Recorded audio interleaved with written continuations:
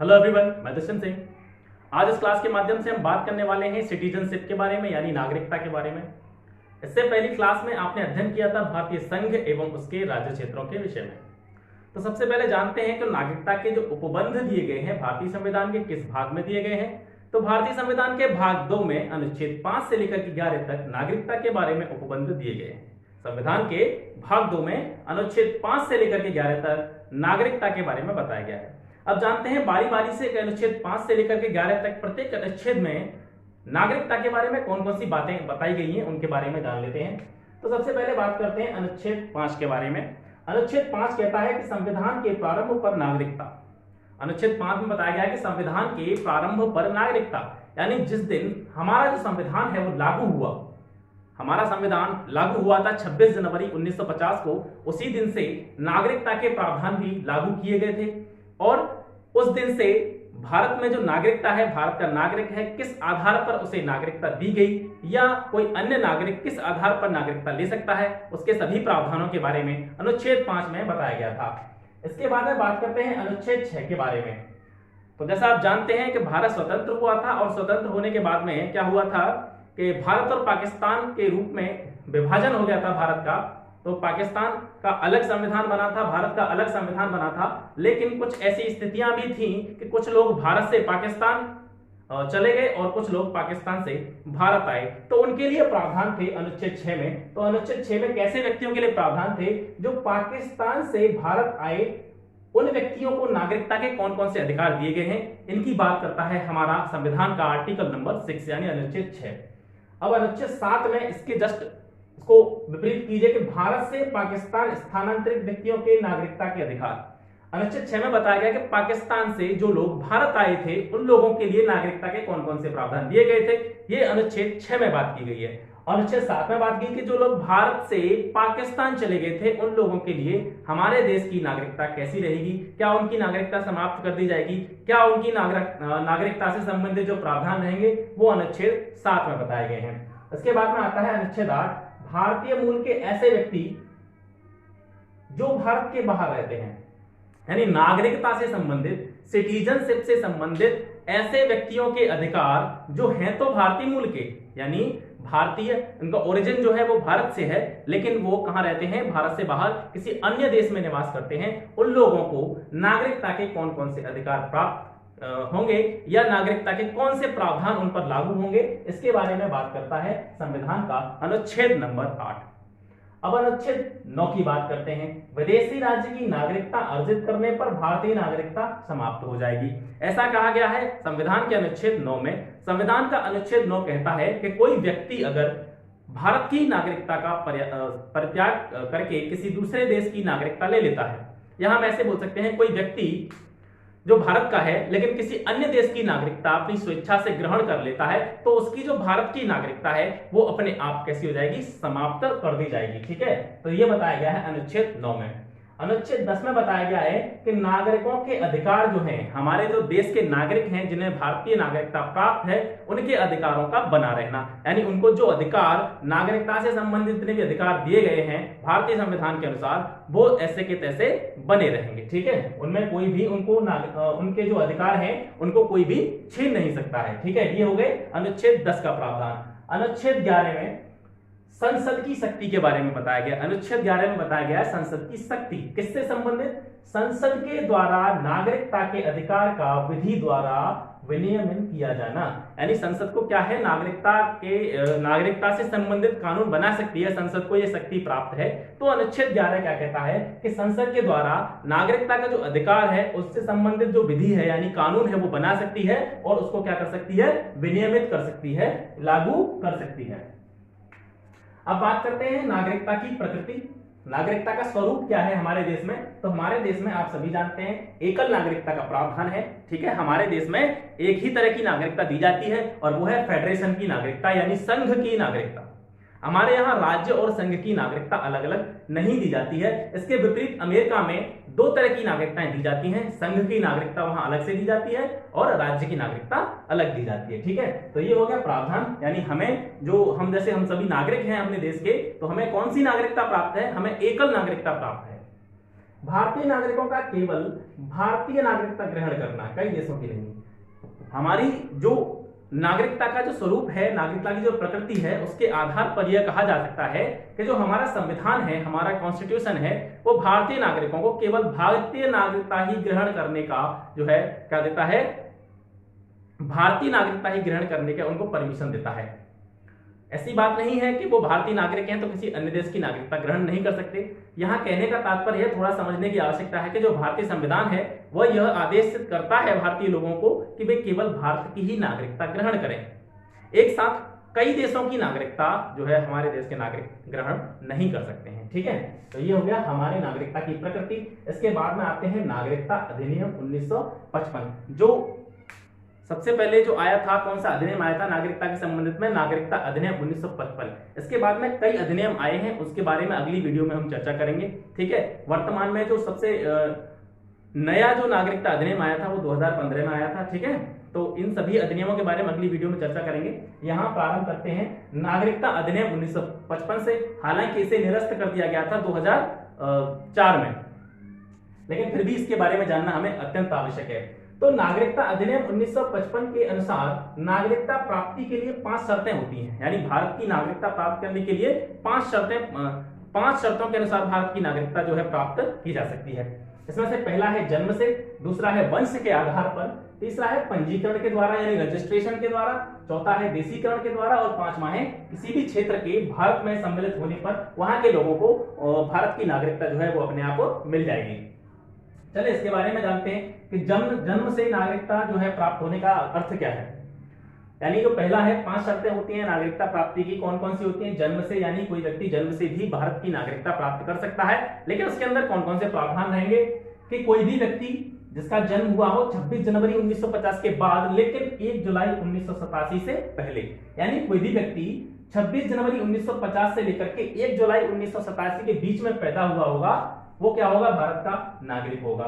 ठीक है, वो भारत का नागरिक होगा। भले ही इसमें एक पॉइंट और जुड़ जाता है कि 26 जनवरी 1950 के बाद में और 1987 से पहले कोई भी व्यक्ति जो भारत में जन्मा होगा वो भारत का नागरिक होगा।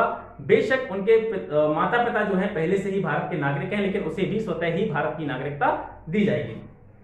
अब आता है पॉइंट नंबर 2, इसमें 1 जुलाई 1987 के बाद की बात की गई है। देखो ये वाला जो प्रावधान था 26 जनवरी 1950 के लेकर के 1 जुलाई 1987 तक था।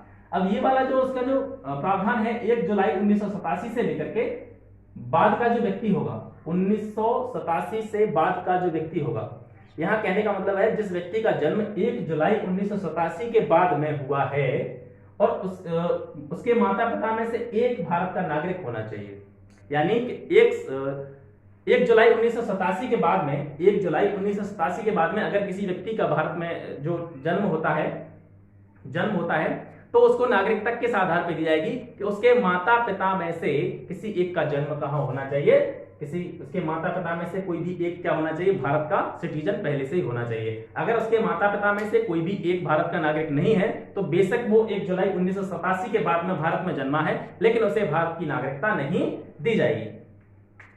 अब आता है पॉइंट नंबर 3 कि 3 दिसंबर 2004 के बाद का व्यक्ति भारत का नागरिक कब हो सकता है। 3 दिसंबर 2004 के बाद का व्यक्ति भारत का नागरिक कब हो सकता है, कब उसे भारत की नागरिकता दी जा सकती है, तो वो है कि उसके माता पिता दोनों ही भारत के नागरिक होने चाहिए। 2004 के बाद में जैसे मैंने बताया 2004 में इस जो अधिनियम को जो है 2004 में इस अधिनियम को निरस्त भी कर दिया गया था, लेकिन 3 दिसंबर 2004 के बाद का जो व्यक्ति जन्म लेगा या 3 दिसंबर 2004 के बाद में जिस व्यक्ति का जन्म हुआ है उसे भारत की नागरिकता किस आधार पर दी जाएगी, अगर उसके माता पिता हैं वो दोनों भारत के नागरिक हों या माता पिता में से एक भारत का नागरिक हो लेकिन दूसरा कोई क्या हो, प्रवासी ना हो। ठीक है, अब आते हैं वंश के आधार पर नागरिकता। वंश के आधार पर नागरिकता 26 जनवरी 1950 से लेकर के 10 दिसंबर 1992, यानी किसी व्यक्ति का जन्म होता है 26 जनवरी 1950 के बाद में लेकिन 10 दिसंबर 1992 से पहले, और कहां होता है, भारत के बाहर। किसी भी व्यक्ति का जन्म भारत के बाहर 26 जनवरी 1950 से लेकर के 10 दिसंबर 1992 तक इस समयावधि के बीच में किसी व्यक्ति का जन्म भारत के बाहर होता है तो उसका पिता जो है भारत का नागरिक होना चाहिए, उसका पिता जो है भारत का नागरिक होना चाहिए, तो उसे भारत की नागरिकता दे दी जाएगी।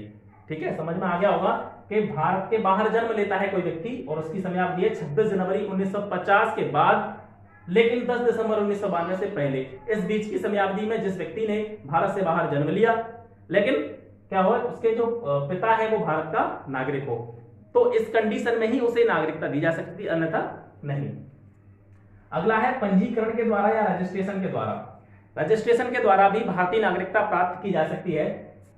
कब प्राप्त की जा सकती है? भारतीय मूल का व्यक्ति आवेदन से पूर्व 7 वर्ष भारत में रहा हो। यानी जो व्यक्ति भारत की नागरिकता ग्रहण करना चाहता है उसके लिए क्या आवश्यक है कि वो भारतीय मूल का हो और आवेदन करने से पहले, यानी रजिस्ट्रेशन के लिए जो अप्लाई कर रहा है, उस अप्लाई करने से पहले 7 वर्ष तक उसे भारत में रहने का अनुभव होना चाहिए। ठीक है, तो वो क्या कर सकता है? रजिस्ट्रेशन करा सकता है भारतीय नागरिकता ग्रहण करने के लिए। भारतीय नागरिक से विवाहित व्यक्ति, कोई भी, यहाँ भारतीय नागरिक का मतलब औरत भी हो सकती है और पुरुष भी हो सकता है। ठीक है, तो यानी कोई भारतीय महिला है, भारतीय महिला से कोई व्यक्ति बाहर का पुरुष है, कोई विवाह करता है, या भारतीय पुरुष से कोई बाहर की जो महिला है वो क्या करती है? विवाह करती है, तो भारतीय नागरिक से विवाहित व्यक्ति, तो उसको क्या मिल जाएगी? स्वतः ही भारत की नागरिकता मिल जाएगी। जैसे आप समझिए, जैसे कोई व्यक्ति है भारत का, पुरुष है, और वो शादी करता है किससे? किसी विदेशी लड़की से शादी करता है, तो उस विदेशी लड़की को स्वतः ही भारत की नागरिकता मिल जाएगी।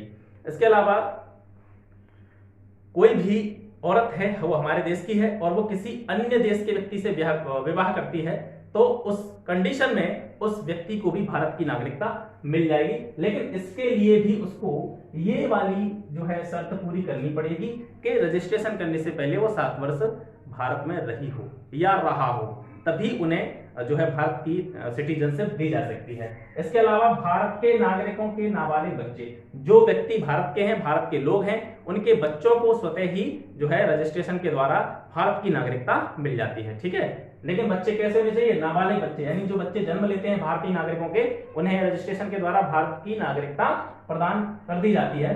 इसके बाद में अगला है देशीकरण के द्वारा। देशीकरण के द्वारा भी भारत की नागरिकता को प्राप्त किया जा सकता है। इसके लिए प्रावधान है कि एक निश्चित अवधि तक निवास किया हुआ होना चाहिए। कोई भी व्यक्ति जो भारत की नागरिकता ग्रहण करना चाहता है उसको क्या करना चाहिए?